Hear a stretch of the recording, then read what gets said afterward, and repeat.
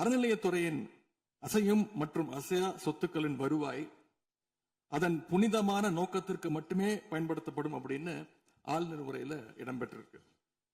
இந்த கருத்தை பார்க்கும் பொழுது அறநிலையத்துறையே இருக்கக்கூடாது அப்படின்னு சொல்ற பாஜகவுடைய குரலாகத்தான் தாவேக அரசும் சொல்லுதா அப்படிங்கிற சந்தேகம் எங்களுக்கு வருது. பாஜகவும் வலதுசாரிகளும் சொல்றது இதுதான், அறநிலையத்துறை பள்ளி கல்லூரிகளை நடத்தக்கூடாது, அறநிலையத்துறை பள்ளி கல்லூரிகள் நடத்தக்கூடாது அப்படின்னு சொல்லிட்டு இருக்கிறாங்க.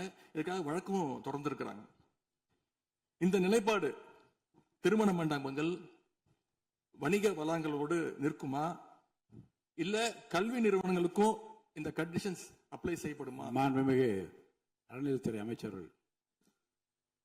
மாண்புமிகு பேரவைத் தலைவர் அவர்களே, மாண்புமிகு தமிழ்நாடு முதல்வர் அவர்களே, அறநிலையத்துறையை பொறுத்த வரைக்கும் கோவில்களின் வருமானம் கோவில்களில் வரக்கூடிய பக்தர்களுக்காக செலவிடப்படும் என்பதை நம்முடைய ஆளுநர் உரையில் இடம்பெற்றதுதான் அதோடைய சாராம்சம்.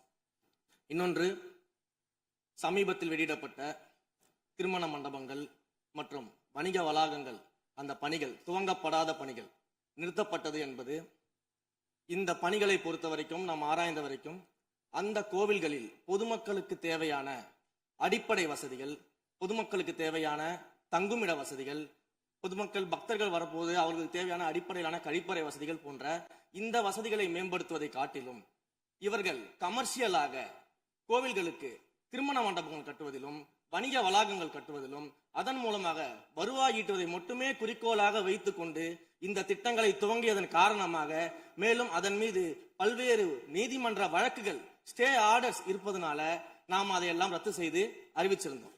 இதற்கு ஒரே ஒரு உதாரணமாக எந்த அளவிற்கு கோவில்களை கமர்ஷியலாக மாற்றுவதற்கு கடந்த ஆட்சி காலத்தில் முயற்சி செய்து கொண்டிருந்தார் என்பதற்காக ஒரே ஒரு சிறிய உதாரணத்தை மட்டும் சொல்லிடுறேன்.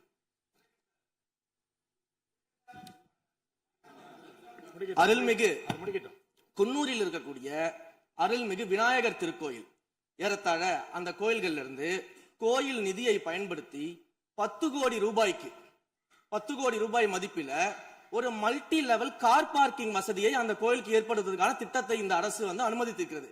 இதற்கு முன்னால் இருந்தக்கூடிய அமைச்சர் அவர்கள் அதை அறிவித்திருக்கிறாங்க. அந்த கோயில்ல ஒட்டுமொத்தமாக மாதத்திற்கு வரக்கூடிய பக்தர்களின் எண்ணிக்கையே 500 தான் ஆவரேஜா. அதே போல அந்த கோவில்களுக்கு அடிப்படையில கழிப்பறை வசதி கூட கிடையாது. இது மட்டும் இல்ல, குன்னூர் மற்றும் உதகையை சுற்றி இருக்கக்கூடிய அனைத்து பகுதிகளிலும் இருக்கக்கூடிய 50 கோவில்கள்ல பேசிக்கா இருக்கக்கூடிய டாய்லெட் ஃபெசிலிட்டிஸ் கூட அங்க இருக்கக்கூடிய கோயில்களுக்கு கிடையாது. அப்படிப்பட்ட இடங்கள்ல கோயில் நிதியை பயன்படுத்தி எதற்காக மல்டி லெவல் கார் பார்க்கிங் தேவைப்படுது? அப்ப இது கமர்ஷியல் திட்டங்கள் இல்லையா? கோவில் நிதியை இப்படி கமர்ஷியலாக பயன்படுத்துவதற்கு எதிராக தான் நாம இந்த திட்டங்களை எல்லாமே தடுத்து இந்த திட்டங்கள் தேவையில்லை, அதற்கு பதிலாக நம்முடைய அரசாணையிலே வெளியிட்டிருக்கிறோம். மிக தெளிவாக கடைசி வரியை படித்து பார்த்தால் எல்லாருக்கும் தெரியும். இந்த கோவில் நிதியை பயன்படுத்தி கோவிலும் பக்தர்களும் பயன்படக்கூடிய வகையில மாற்று திட்டங்களை உருவாக்கும்ன்ற வரியை நம்ம மென்ஷன் பண்ணியிருந்தோம். எந்த இடத்திலையுமே மக்கள் பயன்படக்கூடிய கல்வி நிலையங்களையோ இல்ல இது போன்ற மருத்துவ வசதிகளையோ நாம செய்து தரமாட்டோம்னு சொல்லல.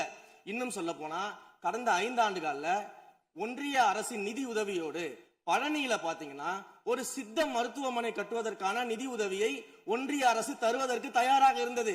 ஆனா கடந்த ஆட்சியில அந்த திட்டத்தை அப்படியே கிடப்புல போட்டுட்டு கேட்டா ரெக்கரிங் செலவை எங்களால ஏத்துக்க முடியாது அப்படின்னு சொல்லி கிடப்புல போட்டு வச்சிருந்த இந்த திட்டத்தை நாம இன்றைக்கு கையில் எடுத்து அதை துவங்குவதற்கான ஆய்வில் இறங்கியிருக்கிறோம்.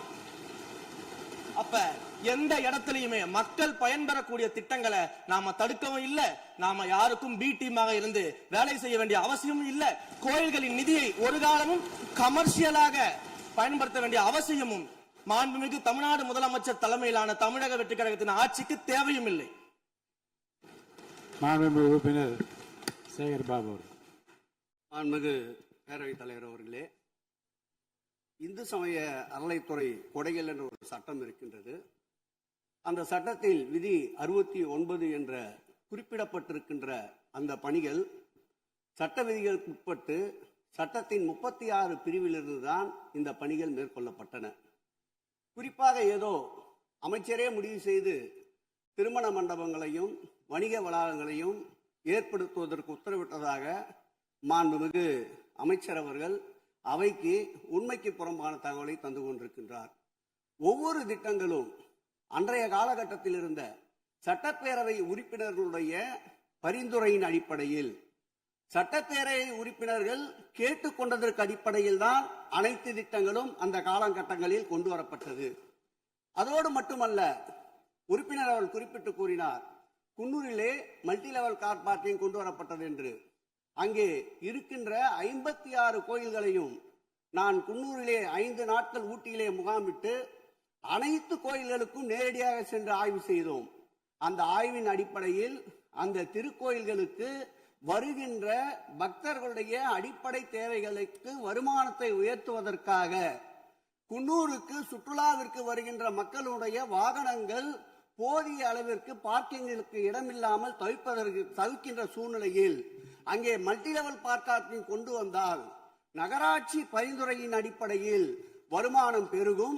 அந்த வருமானம் திருக்கோயில்களுடைய மேம்படுத்துகின்ற பணிகளுக்கு உதவும் என்பதற்காகத்தான் அந்த பணிகளை மேற்கொண்டோம் என்பதை மாண்புமிகு அமைச்சர் அவர்களுக்கு இப்போது யார் அறிவுறுத்தி, ஒரு நிமிஷம், யார் அறிவுறுத்தி இந்த அரசாணையை வெளியிட்டிருக்கின்றாரோ அவர்தான் அப்பொழுது ஆணையாளராக இருந்தபோது இதே அறிவுறுத்தின் பேரில் அரசாணையை வெளியிட்டிருக்கிறார் என்பதை பேரவைத் தலைவருக்கு, பேரவைத் தலைவர் வாயிலாக அமைச்சருக்கு தெரிவித்துக் கொள்கிறேன். மேலும் அவர் கூறுவதற்கு எனக்கு பாயிண்ட் ஆஃப் ஆர்டர் பதில் கூறுவதற்கு அனுமதிக்க வேண்டும்.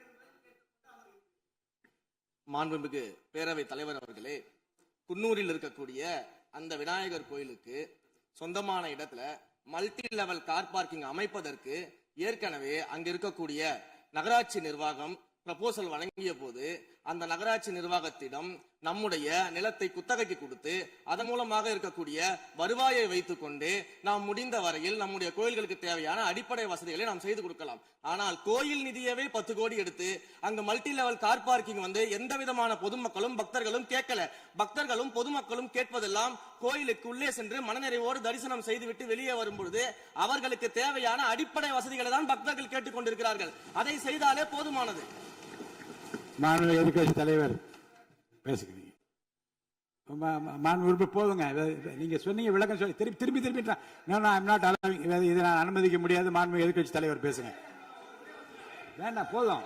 நீங்க பதில் சொல்லிட்டீங்க பாருங்க. மல்டி லெவல் கார் பார்க்கிங் தேவைன்னு அவர் இல்லைன்னு சொன்னாரு, ஏன் போட்டு நீங்க சொல்லிட்டீங்க. அதோட விவாதம் முடிந்தது. மாண்பு எதிர்கட்சி தலைவர் பேசுங்க. நீங்க திரும்ப எதுக்கு பாயிண்ட் பாடுற? இனிமே எதிர்கட்சி தலைவர் பேசி முடிக்கிற வரைக்கும் குறுக்கீடுகள் அவசியம் இருந்தால் அனுமதிப்பேன், அனுமதிக்க முடியாது. எதிர்கட்சி தலைவர் பேசலாம். ஒரு குற்றச்சாட்டு இல்ல, விளக்கம் தான் சொன்னார். என்ன குற்றச்சாட்டு சொன்னாரு? அவர் விளக்கம் சொல்லிட்டாரு. மாண்பு எதிர்கட்சி தலைவர் நீங்க பேசலாம். இனி மாண்பு எதிர்கட்சி தலைவர் பேசி முடிக்கிற வரைக்கும் எந்த குறுக்கீடுகளுக்கும் நான் அனுமதிக்க முடியாது. அவசியம் ஏற்பட்டால் விதிகள் உட்பட்டு அனுமதிக்க வேண்டிய உரிமை எனக்கு இருக்கிறது. இப்போது மாண்பு எதிர்கட்சி தலைவர் பேசலாம். சொல்லிட்டீங்க, நீங்க பதில் பாருங்க. அவர் சொன்ன உடனே நீங்க பதில் சொல்லிவிட்டீர்கள். குற்றச்சாட்டு அல்ல, விளக்கம் சொன்னார் அவரு. 10 கோடி ரூபாய்க்கு இந்த இடத்துல 10 கோடி ரூபாய்க்கு கோயில் பணத்தை எடுத்து ஏன் பயன்படுத்தினீங்க, அது வேற எதுக்கு பக்தர்களுக்கு பயன்படு விளக்கம் சொன்னார். அவ்வளவுதான். குற்றச்சாட்டு எப்படி வராது? உங்க மேல குற்றச்சாட்டு வைக்கலையே, தவறா பயன்படுத்தினீங்க, அதுல தவறு நடந்து அவர் சொல்லலையே. அதை குற்றச்சாட்டாக எடுத்துக்கொள்ள முடியாது, விளக்கமாகத்தான் எடுத்துக்கொள்ள முடியும். மாண்புமிகு எதிர்க்கட்சி தலைவர் அவர்கள் பேசலாம்.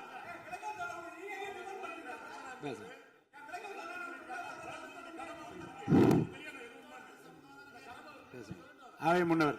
மாண்பு பேரவைத் தலைவர்களே, அவை முன்னவர்கள் அதற்கான விளக்கத்தை சொல்லியிருக்கிறார்கள். இந்து அறநிலையத்துறை அமைச்சர் அவர்கள் விளக்கத்தை சொன்னார்கள்.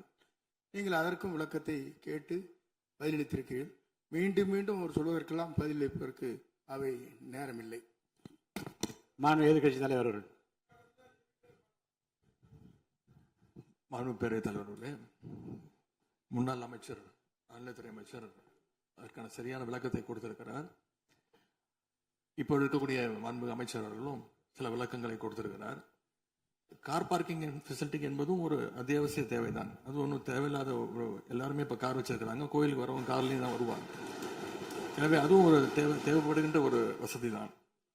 நான் கேட்டுக்கொள்வதெல்லாம், எங்களுடைய ஆட்சியில் அறநிலையத்துறை சார்பாக 4 கல்லூரிகளை திறந்திருக்கிறோம்.